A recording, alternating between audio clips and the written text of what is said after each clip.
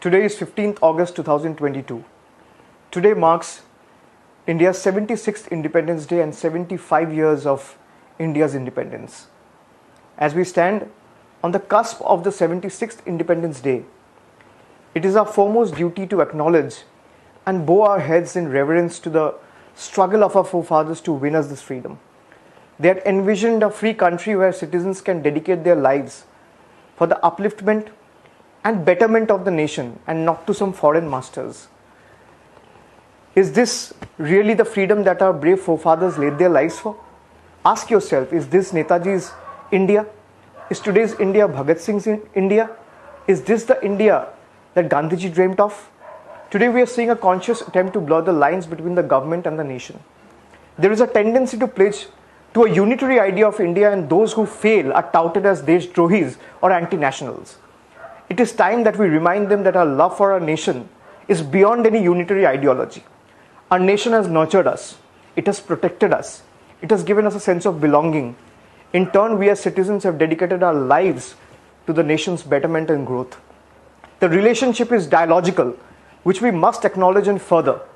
We do not require the seal of anyone else to prove our patriotism, especially not from the one who believe in raising our prized diversity for a monolithic idea of India. Our love for India is not some abstract idea of India. It is the people, the land, the values that make our great nation. My reverence for India is not for anyone or any idea in particular, but for the toiling citizens, the freedom fighters, and the everyday struggle to keep the idea of India alive. My nationalism is ornate with the ideas of unity, equality, fraternity. It cannot be overshadowed by the tar of hate, violence, and deprivation.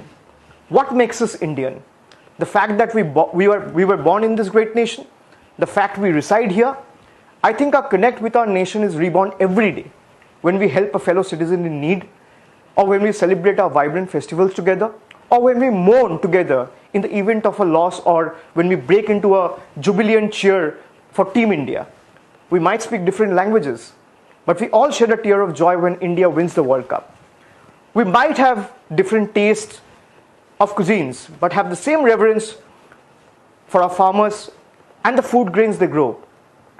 Our attires may be different, but when we see the tricolor rise, every one of us stand in pride. It is this unity in diversity that we must preserve at all cost. No force of evil should be allowed to divide us on parochial lines. Our freedom is not some idea that is up in the air. It is the freedom to live our lives as per our choice, without causing any harm or detriment to others. Let us pledge to keep this connect with our country and our countrymen alive. On the completion of India's 75 years of independence, I want to ask you, are we really a free country? Is there any freedom of speech? Is there any freedom of conscience? Are our streets free for our women? Are our children sheltered from the venom of hate? Is every citizen free from hunger? Is food grain available and accessible for everyone living in this country? Is the gap between the rich and the poor merged today? Are everyday essentials within the common man's reach? If the answer is no, then we are yet to build an India of our dreams, true to the vision of our forefathers that was dreamt at the time or at the stroke of the midnight hour. Let us dream of an India that will be true to the vision of our freedom fighters.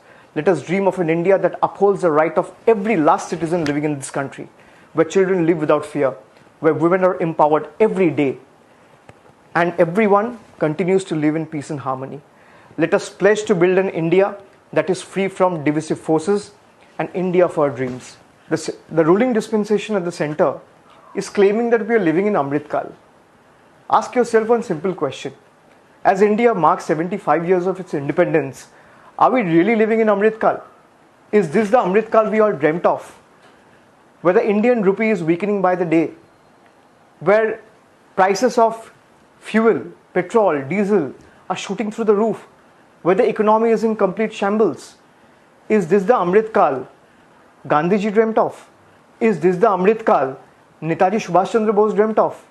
Is this the Amrit Kal Bhagat Singh, or for that matter, Matungini Hajra, laid their lives for? Is this the Amrit Kal you imagined 10 years before? We don't want this Amrit Kal.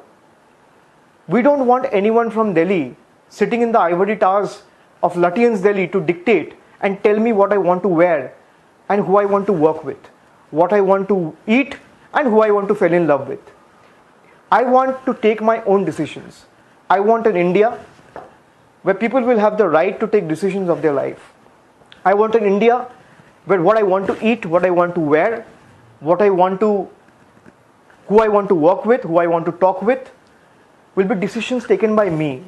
I don't want anyone to dictate me, sitting from anywhere in the country, to tell me how I want to live my life. I will appeal to each and every one, especially to the ones who are listening to this today, especially the youth, that we don't want to be a land of philosophers anymore. Enough. We've already wasted 8 years. Do you really want to waste another 5 years, 7 years, 8 years of your life? We really don't want to be a land of philosophers anymore. We have to be a nation of doers. And if you want to do, you have to dominate. You have to hit the streets, you have to pick it up from the road, and the rest becomes history. And if we remain united, we will be able to build an India we all have dreamt of. Our forefathers of the country has dreamt of, where we are able to protect the social fabric of the country, where we are able to protect the constitution, where everyone has the right to talk, everyone has the right to express. And as we celebrate 75 years of India's independence, we have to take that pledge today. That come what may, we will fight till the last drop of our blood, but will not let India be ruled by these divisive forces and be divided on the lines of religion anymore. If I am the I in India, you are also the I in India. Start doing your bit. Ask yourself one simple question. A lot of people point fingers on others. This should be done, this is right, this is wrong, this could have done in a different way. Are you even doing 1% of what you think should be done? If the answer is no, start doing your bit from today without wasting any further time.